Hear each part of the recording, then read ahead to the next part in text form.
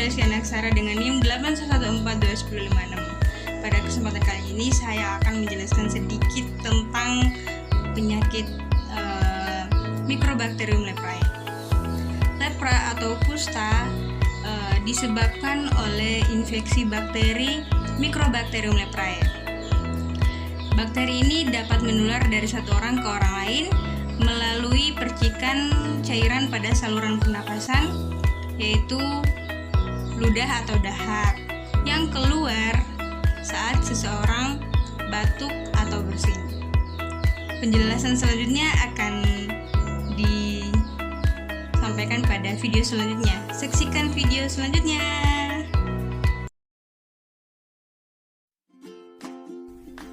Tahukah Anda bahwa Indonesia menduduki posisi ketiga tertinggi di dunia untuk kasus penyakit kusta?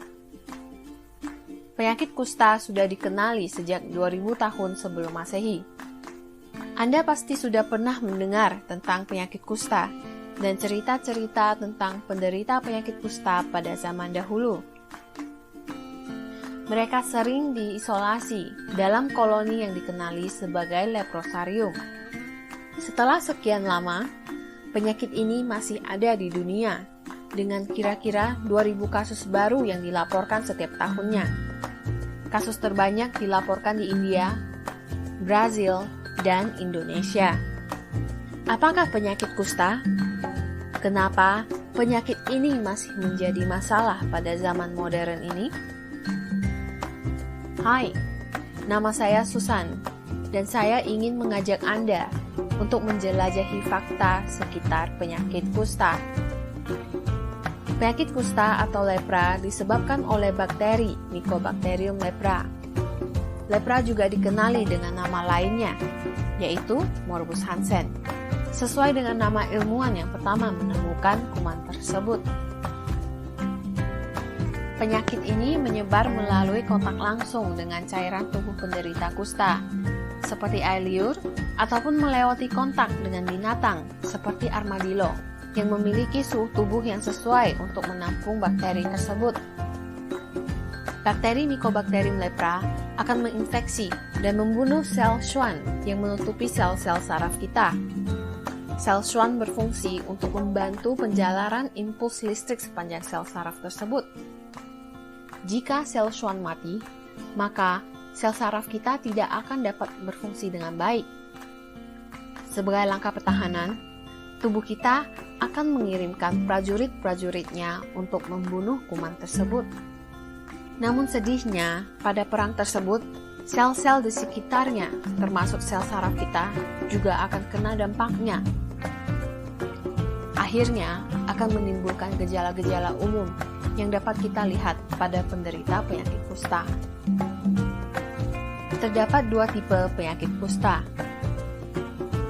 Tipe pertama adalah lepromatous, di mana akan timbul tanda dan gejala seperti penurunan sensasi dan kesemutan pada ujung tangan dan kaki, lesi kulit yang timbul di daun telinga dan muka yang akan menyebabkan muka terlihat seperti singa, hilangnya alis dan kerusakan pada tulang hidung, radang mata yang kronis atau uveitis kronis, kelemahan pada saraf kelopak mata yang menyebabkan kelopak mata tidak dapat menutup dengan sempurna. Yang terakhir adalah nekrosis ataupun kematian pada ujung anggota tubuh. Tipe penyakit kusta yang kedua adalah tuberkuloid, di mana gejala utamanya adalah kelemahan pada tangan dan kaki, dan lesi kulit yang berwarna merah atau putih yang disertai dengan rasa baal, dan akan menyebabkan tangan dan kaki berbentuk seperti cakar. Diagnosis penyakit kusta dapat dilakukan dengan pemeriksaan fisik yang sederhana untuk mengetahui adanya lesi khas kusta dan penebalan saraf, dan ditambah dengan pemeriksaan mikrobiologi untuk mengetahui adanya bakteri Mycobacterium leprae pada lesi kulit. Tanda dan gejala penyakit kusta kadang memerlukan waktu yang lama, yaitu sekitar 5-20 tahun untuk muncul. Akibatnya, banyak penderita yang telat menerima pengobatan. Mungkin saja Anda sekarang sudah terinfeksi, tapi tanpa tanda dan gejala. Jangan khawatir, berbeda dengan pendapat pada umumnya, penyakit kusta sebenarnya tidaklah seinfeksius yang kita bayangkan. Sebagian besar orang yang terpapar bakteri tersebut tidak akan terinfeksi, alias mereka imun ataupun kebal. Namun ada beberapa kelompok individu yang lebih rentan terhadap infeksi penyakit kusta, seperti orang yang memiliki kontak yang dekat dengan penderita kusta, lansia, orang dengan kondisi sistem imun yang kurang baik, seperti orang dengan diabetes, keganasan, dan infeksi HIV. Kalaupun Anda sangat tidak beruntung dan terinfeksi penyakit kusta, jangan khawatir, masih ada harapan. Ilmuwan telah menemukan obat untuk penyakit kusta sejak 60 tahun yang lalu. Dan kini, saran pengobatan yang terbaru adalah dengan antibiotik kombinasi yang diberikan selama 6-12 bulan. Sampai dengan hari ini, sudah ada lebih dari 16 juta orang yang berhasil sembuh dengan cara ini. Pengobatan penyakit kusta harus dijalani dengan penuh kesabaran. Bakteri Mycobacterium lepra adalah bakteri yang sangat licik. Jika penderita penyakit kusta tidak menyelesaikan pengobatannya, terdapat resiko untuk terjadinya resistensi obat, dan akibatnya adalah infeksi yang lebih sulit untuk disembuhkan.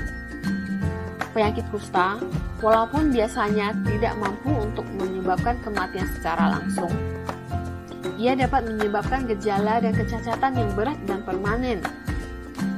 Kecacatan inilah yang sering menyebabkan adanya perlakuan diskriminatif terhadap penderita kusta. Sekarang, Anda sudah mengetahui fakta sekitar penyakit kusta. Hindari diskriminasi dan stigma terhadap penderita penyakit kusta. Jika Anda atau keluarga Anda menunjukkan tanda dan gejala penyakit kusta, segeralah periksa ke puskesmas terdekat Anda. Terima kasih.